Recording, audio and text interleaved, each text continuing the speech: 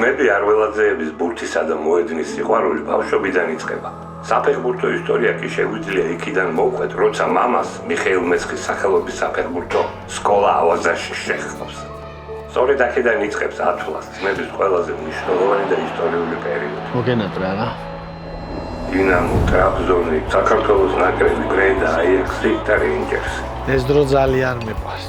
მეც.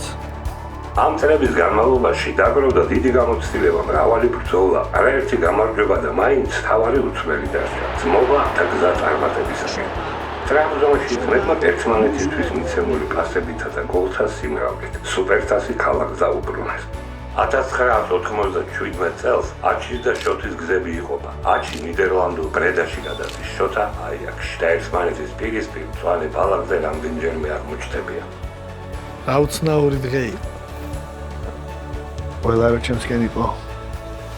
აჩი და შოთი, ძმები, არველაძეები, ბურთით დაწერილი ისტორია და მემკვიდრეობა, რომელიც ნებისმიერ დაბრკოლებას დაძლევს და წარმატების გზაზე კვლავ განაგრძობს სულას. კაცგონი.